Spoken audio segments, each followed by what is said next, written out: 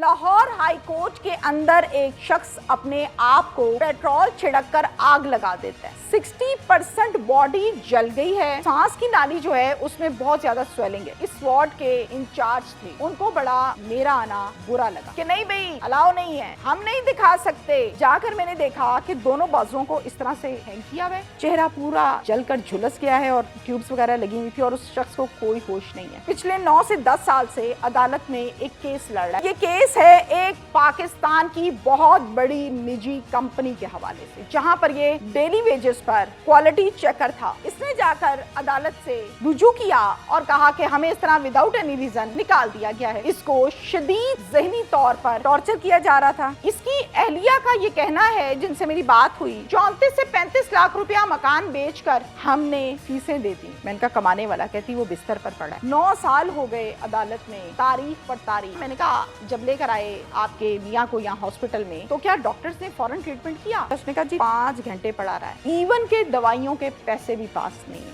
अस्सलामु अलैकुम, मैं हूँ तहमीना शेख।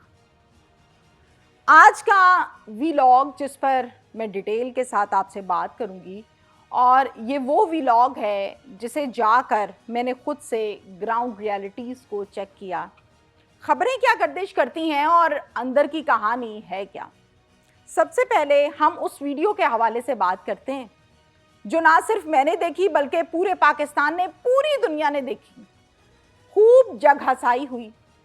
लाहौर हाई कोर्ट के अंदर एक शख्स अपने आप को पेट्रोल छिड़ककर आग लगा देता है। इंसान है, जब आग लगती है तो फिर वो भागा फिर रहे तकलीफ के मारे, अजियत के मारे, और फिर लोगों के झमकट्टे में लोग उसको बचाने की कोशिश कर रहे हैं। कोई ऊपर चादर डाल रहा है, कोई पानी फेंक रहा है, कोई खड़े होकर बातें कर रहा है कि इसने तो अपने आप को आग लगा ली है। कुछ मिनट ये सिलसिला चलता रहा। फिर एक पुलिस वाला, जिसको वर्दी से देखा जा सकता है, उसने आकर प्रेशर के जरिए से इस आग को बुझाया। 1122 को कॉल की गई और फौरन से इसको हॉस्पिटल शिफ्ट किया गया। मियो हॉस्पिटल में इस टाइम ये ज़ेरे इलाज है। अब सुन लीजिए, मेडिकल हेल्थ ये कहती है कि अगर इंसानी जिस्म का 50 से 55% हिस्सा जल जाए तो वो सीरियस कंडीशन में होता है। उम्मीद हमेशा आखिरी सांस तक होती है, कोशिश होती है, लेकिन मेडिकल साइंस ये कहती है। इस शख्स का नाम है मोहम्मद आसिफ। ये एक साइल है। MS मियो हॉस्पिटल, फैसल मसूद साहब। मैं उनसे मिली, मैं गई, मैंने उनसे बात की और मैंने पूछा कि ये बताइए आपके पास ये पेशेंट कितने घंटों से आया हुआ है? उन्होंने कहा जी 20 घंटे हो गए। मैंने कहा ठीक है। मैंने कहा इन 20 घंटों में कौन कौन से आला हुकाम इसके पास आए और इसकी दादरसी की? उन्होंने कहा जजेस के बिहाफ पर कुछ लोग आए, फैसल कामरान DIG लाहौर आए और कुछ इनके अजीज़ो अकारिब आए। मैंने पूछा क्या दवाइयाँ हॉस्पिटल या गवर्नमेंट की तरफ से दी जा रही हैं या इनको भी पर्ची थमा दी जाती है कि जाओ और लेकर आओ? तो जवाब आया कि हम कोशिश करते हैं कि ज़्यादा से ज़्यादा पब्लिक को, पेशेंट्स को फैसिलिटेट करें, और ये केस चूँकि हाई प्रोफाइल है तो इसको हम एक्स्ट्रा अटेंशन के साथ हैंडल कर रहे हैं। मैंने कहा जी बॉडी का जो फ्लूइड है, जो ब्लड है, जो प्लाज्मा होता है, ये तो जल जाता है जब आग लगती है।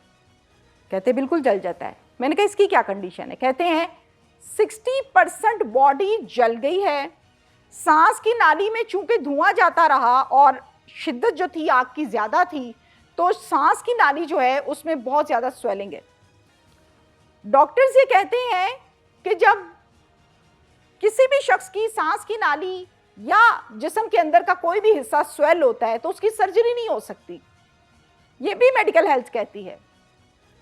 अब इंतज़ार ये किया जा रहा है कि इसकी हालत थोड़ी बेहतर हो तो फिर इसकी सर्जरीज का प्रोसीजर स्टार्ट होगा।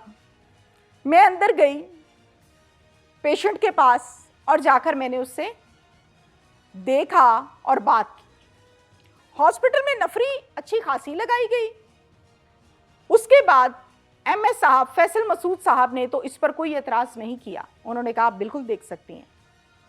फिर जो साहब ऊपर इस वार्ड के इंचार्ज थे, उनको बड़ा मेरा आना बुरा लगा कि नहीं भाई, अलाउ नहीं है, हम नहीं दिखा सकते, आईसीयू है, सीरियस कंडीशन है, अंदर कोई नहीं जा सकता, आपके तो बाल खुले हैं, आपके तो शूज़ ऐसे हैं। मैंने कहा जी आपके भी बाल खुले हैं, आप अंदर से आ रहे हैं। कानून और असूल और एग्जाम्पल्स आपके लिए और हैं, हमारे लिए और हैं ना। मैंने कहा मेरा कैमरा जा रहा है, ना मेरे साथ कोई मेरी टीम जा रही है, सिंगल पर्सन मैं अंदर जाऊंगी। और काफ़ी बहस मुबासे के बाद मुझे अंदर जाने की इजाज़त मिल गई और मैं अंदर गई अपने काम के लिए।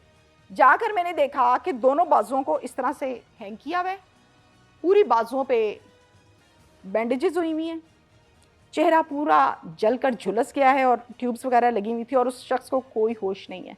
कुछ 4-5 मशीनें भी लगी हुई हैं। अब किस्सा क्या है? किस्सा ये है कि ये पिछले 9 से 10 साल से अदालत में एक केस लड़ रहा है। मैंने लफ्ज़ इस्तेमाल किया ना, साइल का। इसका एक केस चल रहा है। केस की डिटेल तो मुझसे बहुत बेहतर आपको वकील ही बताएगा, लेकिन स्टोरी समझाने के लिए मैं आपको क्लियर कर दूं कि ये केस है एक पाकिस्तान की बहुत बड़ी निजी कंपनी के हवाले से, जहां पर ये डेली वेजेस पर क्वालिटी चेकर था, काम करता रहा, सालों वहां पर नौकरी की। एंड पर कोई पैसों का मसला बना और कुछ बरतरफी का मसला बना। इसने जाकर अदालत से रुजू किया और कहा कि हमें इस तरह विदाउट एनी रीज़न निकाल दिया गया है। अदालत ने बहाली के ऑर्डर्स पास कर दिए। वो बहाली के ऑर्डर्स जाकर जब कंपनी को दिया तो उन्होंने कहा अच्छा अब हमें बताओगे। उन्होंने रिट दायर कर दी। जब रिट दायर कर दी तो वो बहाली के ऑर्डर्स कैंसिल हो गए। इस तरह सिर्फ इसके साथ नहीं, बहुत से मुलाजमीन के साथ हुआ और इसने गवाही भी दी कि औरों के साथ भी है। इस बात पर इसको शदीद ज़हनी तौर पर टॉर्चर किया जा रहा था। इसकी अहलिया का ये कहना है, जिनसे मेरी बात हुई, वो बताती है मुझे 34 से 35 लाख रुपया मकान बेचकर हमने फीसें दे दी हैं। मैंने कहा जी आप कहाँ रहती हैं? उन्होंने कहा आप किराए के मकान पर रहती हूँ। मैंने कहा कमाने वाला? कहती वो बिस्तर पर पड़ा है। मैंने कहा कैसे गुजर बसर होता है? कहती आपके सामने है। वालिद साहब से जब मैंने बात की तो वालिद साहब ने बताया मुझे कि 18 लाख रुपया इसका हिस्सा बना था, वो मैंने इसको दिया और कुछ इसकी अपनी जमा पूंजी थी, वो सब लगा बैठा है। 9 साल हो गए अदालत में, तारीख पर तारीख, तारीख पर तारीख, अब भी तारीख ही दी गई। दिल बर्दाश्ता हुआ, अपने ऊपर पेट्रोल डाला और आग लगा दी। मैंने कहा जी ये मसले का हल तो नहीं था। खुद को तो आग लगा ली, गलत किया, खुदकुशी करने की कोशिश की, और खुदकुशी करने की जो शख्स कोशिश करता है उस पर हमारे कानून के मुताबिक पर्चा दर्ज हो जाता है। जो मर जाता है उस पर पर्चा नहीं दर्ज होता, जो जिंदा बच जाता है उस पर एक और पर्चा दर्ज होता है। ये कानून है हमारा, फॉलो करना है हमने। उसके बाद उसकी अहलिया ने मुझे ये भी बताया, मैंने कहा जब लेकर आए आपके मियाँ को यहाँ हॉस्पिटल में तो क्या डॉक्टर्स ने फ़ौरन ट्रीटमेंट किया, फ़ौरन से हैंडल किया? उसने कहा जी 5 घंटे पड़ा रहा है, ना कोई इंजेक्शन लगाता था ना कोई दवाई लगाता था, और कहते थे पुलिस केस है, पुलिस केस है, पुलिस केस है, हाईलाइट केस है। उसके बाद जाके जब मीडिया इन्वॉल्व हुआ, जब खबर वायरल हुई, तो फिर इसका ट्रीटमेंट शुरू हुआ। मैंने कहा 20 से 22 घंटे हो गए हैं हॉस्पिटल में, अब सही से ट्रीटमेंट हो रहा है? कहती है अब बिल्कुल तसल्ली बख्श ट्रीटमेंट हो रहा है। मैंने कहा डॉक्टर्स क्या कहते हैं? कहती 1 दवाई, 2 दवाइयाँ, उम्मीद और रास्ते। मैंने कहा इसके बच्चों को क्या बताया इसका? उन्होंने कहा कि बच्चों को मैंने बताया कि अब्बू की तबीयत बहुत ख़राब है, ठीक होंगे तो घर आ जाएंगे। मैंने कहा क्या सोचा आगे क्या करना है? कहती कोई सोच होती तो ये खुदकुशी करता। मैंने कहा खुदकुशी मसले का हल नहीं है। तो जवाब ये आया तो ज़िंदगी भी मसले का हल नहीं है। वालिद रो रहे हैं, बीवी रो रही है, बच्चे रो रहे हैं, जमा पूंजी मकान 34-35 लाख रुपया लगा दिया, आग लग गई, ज़ाया हो गया, घर बर्बाद हो गया, अल्लाह ताला इसको सेहत दे, तंदुरुस्ती दे, लेकिन जो बज़ाहिर हुलिया है वो बहुत ही कुछ सीरियस किस्म की कंडीशन है।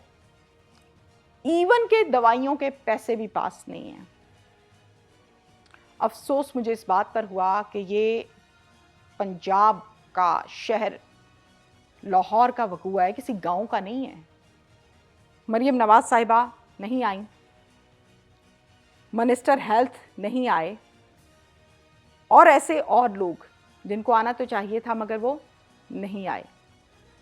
इसके साथ साथ मैं आपको ये भी बताऊं कि ये कोई पहला वाकया नहीं है जिसमें अपने आप को आग लगा ली गई है, ऐसे बेशुमार वाकये हैं, लेकिन यहाँ पर तकलीफ और दुख इस बात का है कि इंसान को इस नहज तक पहुँचा देना कि वो अपनी ज़िंदगी को ख़त्म करने पर आ जाए। किस हद तक मेंटली तौर पर वो शख्स टॉर्चर होगा जिसने छोटे छोटे अपने बच्चों को कहा ठीक है, जवान बीवी ठीक है, मैंने अब जिंदा रहना ही नहीं है। जिंदगी गुजारने के लिए ना कोई रास्ता नजर आ रहा था, ना कोई ऑप्शन थी कि खाना कहाँ से है, रहना कैसे है, मकान पल्ले नहीं है, बिक गया। तो मैं रिक्वेस्ट करूंगी कि ऐसे वाकयात की रोकथाम के लिए भी कोई कमेटी बनानी चाहिए।